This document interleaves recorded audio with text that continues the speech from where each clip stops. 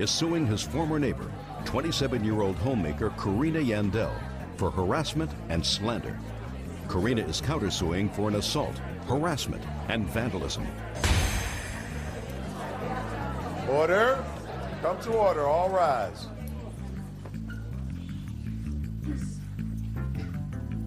Now, this is case number 345 on the calendar in the matter of Butler versus Yandel. Parties have been sworn in. Judge, you may be seated. Folks, have seats. Mr. Butler, you and your family and the defendant and her family used to be neighbors. Yes, ma'am. While you were neighbors, it is your claim that the defendant harassed and defamed both your family and your son. And assault. And assault. And you want to be compensated. The defendant says that after a series of drive-by shootings, she contacted the police. And after she contacted the police, you harassed her, assaulted her, and caused some damage to her property. How long had you been neighbors? Possibly 4 years. I've been living in my residence for 4 years now. How long were you living in the neighborhood? I moved in there January of 1999, and he moved in there probably a year following. A year after? You were there first? Yes, ma'am. So you weren't there for 4 years? Approximately 4 years, July of 99. July of 99 is now 4 years. She was there first? Yes. Okay. How many people in your family? Family of 5. You? My wife and 3 kids. How old are your children? Son is 15. Another daughter is 13. Greenish is 12. Okay. Before this incident, had you had any difficulty with each other? No. Gotten along okay? Well, we just never was around each other to get along or not get along. I just, I knew the type of person, people they were, so I just kind of stayed my distance. I'd like to speak on that. Basically, I would walk up and down the street to get my daughter from the bus stop from school, and he would always be outside with a bunch of people. This was a daily thing. He used to say hi to me. I used to say hi to him, too. As for him saying the type of person I was... I'm not interested in that. Yeah. You said hi, so there were no problems. No. No problem, ma'am. What happened in September of 2001? Because I assume that that's what precipitated this problem. On September 20th, at about 2 o'clock... in the afternoon? Yes. Ralph came to my door, knocking at the door, says, "I want to talk to Rod," which is my fiance. And then I said, okay, and then I went and got him. He came to the door. He goes, "I want to talk to you, not your wife." He was like really, really like, I could tell something was wrong. And so he stepped to the door, and then he went outside and he closed the door behind him.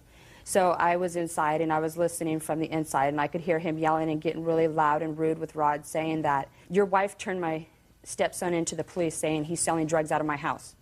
And then when he said that, then I opened the door and I told him, "You know, Ralph, you need to get your story straight before you come down here threatening me." I said, "None of that is true." There had been a problem in the neighborhood with some shootings? Yes. What happened with that was right across the street from his house, there was a lot of drug members hanging out selling drugs, and there was a lot of drive-bys that started occurring, and this was about 8 months ago. Well, that had nothing to do with him. This was across the street from his house. Yeah. Okay. And then what happened was right, like side to side, on the same sidewalk area, my son was at the park in the sandbox. The first drive-by was about like 12 or 2 o'clock in the afternoon on a Sunday.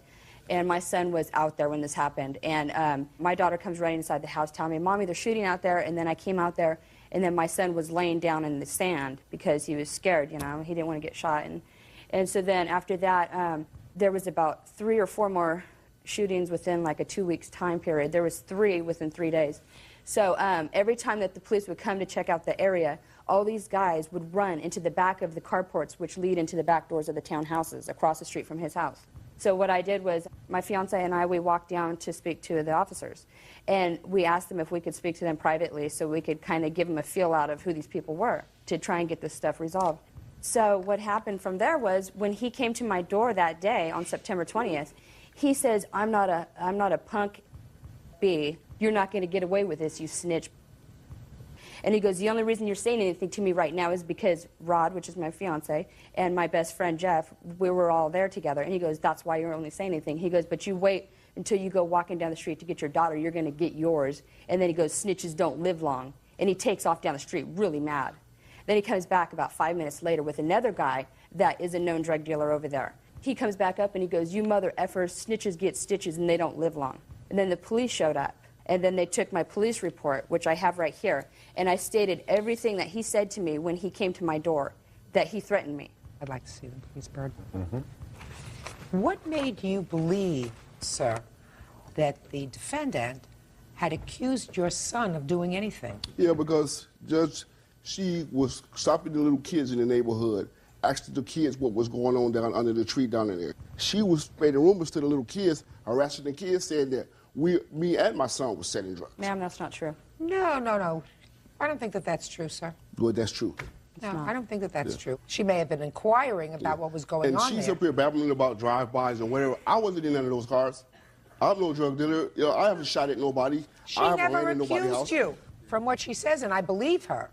She never accused you of doing anything. She said that the drugs were being sold from a location across the street from your house. Well, Not Judge, in it front of says your- right there in her claim, it says that I'm a violent drug dealer, and I threatened her life. That wasn't If said. you'd like me to speak on that, I would love to. Sure. Okay, the fact of him selling drugs. I have a lady friend that walks through the neighborhood going down the street to the local store. Did she that buy some drugs from me? Excuse me. Did she buy drugs from me? Excuse Mr. me. Butler, Mr. Butler, don't speak yet. You'll get a chance. Yes, ma'am. Anyways, the lady's husband would always come by, and he was like a real skinny drug addict. He would walk by to his house, come in, be there for like maybe 1 minute, 2 minutes, and then split, be gone. And this man was continually going there, getting whatever he had to do. Real cases, real people. Judge Judy. Ralph Butler says his former neighbor, Karina Yandel, has accused him of being a drug dealer and on a separate occasion assaulted him with pepper spray. Karina denies making false accusations and claims the pepper spray was in self-defense. Let's go back a moment. So he's outside talking to your fiancé, Rob. You hear him make these comments about snitches get stitches. Yes. You call the police and make a report. What happened after the police report? The next day, my friend, which is my witness, Vicky Burciaga, she came over, and we were going to go walking down the street around the corner. By to my the, house. Yes, by his house. I walked on the other side of the street, but before I did that, I told her the situation, and I told her that he threatened, you know, really violent threats. So what I did was I had her carry some pepper spray, and I carried pepper spray. And I'm not going to lie about it. I had her carry a bat, which was out of sight, in case he approached me, which, in good thing, I did that. So we went to lunch. We went around the corner, had some Chinese food. He wasn't outside when I walked by the first time, on the other side of the street. So then when I come back by, he's sitting outside on his ice chest. Now, when you walked back from lunch, were you walking back from lunch on the other side Other of the street? side of the street, yes, ma'am. No, that's a lie. Mom, That's a lie. I mean, Just a minute, excuse we're me, going to come Judge back Judy. in a second. Go ahead. Okay. Anyways, I was on the other side of the street, and before I even got anywhere in front of his house, he seen me coming, and he started going off, just cussing and calling me all kinds of names. You better not come near me, I'll kill you, and just really like trying to be verbal. There was that teenage boy standing next to him. He says to the kid, go get Pam, which is about 2 or 3 houses from his house. Well, Pam steps outside, and she says, why are you threatening us with mace and a bat and asking all the little kids around here who's selling drugs? And I said, you know what, Pam? I said, Pam, that isn't true. And I said, what happened was Ralph came down and threatened to kill me yesterday. And right at that time, Ralph picked up this wooden table I have a picture of, and he picked it up above his head like this, and he called me a white Ku Klux Klan Nazi FMB. And he went like this to throw it at me. And right when he did that, I maced him as much as I could. And I turned around and started running. So you maced him. So I maced him, and when he threw that table, the table hit me lightly right here as I was turning to run. And then I started running, and I looked back, and he was coming, and he picks up this metal chair right here. He picks up this metal chair to throw at me, and I remember screaming, no, Ralph. And I kept running, and I fell down. And then I got back up, and I also had my dog on a leash with me. That's how and she got your scars, Your Honor. Just a minute. You took your dog in to eat Chinese food? No, he stayed outside. There's a tree like in the parking lot, and I had him on his leash, and he was tied to the You tree. left your dog tied on a tree while you went in and had lunch? Yeah. Well, if you'd seen the area, you'd She understand. premeditated. It's premeditated, Your Honor. She had, in fact, wanted to come down there and pepper spray me at that time. Mr. Butler, I'm going to come back to you. I guarantee it. Your She's Honor. just I'm just lying, asking lying, some lying, questions. lying. Mr. Butler, Yes. I'll be good. I'm cool. Your Honor, to tell you the truth, this neighborhood is known as the ghetto. To tell you I the don't truth. care what it's known as. So I that's just wanna why know I why took you my left your dog dog to tied the. to a tree while you went inside and had lunch. Because he goes everywhere with me. And plus the fact that, you know, in case anything happened All right, to me, so you know, you're some walking sort of down the security. street, you had your dog in your arms, he picked up something, he yelled, Ralph, don't do that, Yeah. whatever. And then what I made happened? it to my house and I called 911 and the police arrived about 30 minutes later. So that's the assault you're talking about in your counterclaim. Yeah. Now, the assault you're talking about in your claim, just pay attention, you're not listening, Mr. Butler. The assault you're talking about is being maced. Yes. Do either of you have any medical bills as a result of these two assaults? No, it was just washing my eyes out at the hospital, going through all the drama, you know, just basically trying to hold my head up after letting this lady do something like that to me, you know. Okay. Now, I'm going to ask you to tell me, Mr. Butler, she's coming down the street with her friend. Yes. And when you first saw her, on which side of the street was she? Your side of the street or the other she walked side? right by my house, just like it was a thing to do. In front of your house? In front of my house, it wasn't even 5 feet, you know, it was just right there. Okay, and you're sitting outside. Yes.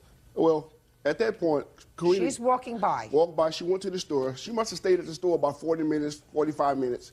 She came back by, and at that time, I was sitting on the porch. She crossed the street and walked right in front of me. And I can't say what she told me, but she gave me a unpleasant gesture and told me I was lying. That's what she called me. That's her favorite word when she get mad. That's you not know? true. So she walks over next door and knocked on the door. So she's trying to clarify and make them think that, oh, I'm lying about her calling all us. But as soon as, listen to well, me. that's what she Right said. now, you're on your porch. Yeah. And she's not on your porch. She's not on my porch. When did you come off your porch? When she started pointing at me, cussing me out, I came off my porch and walked over across it. Where did you walk across to? Right next door to my house. And So you walked up to her. no, I didn't walk up to her. The lady, my neighbor, was standing right here. She maybe be standing on this side over here. I was talking to Pam.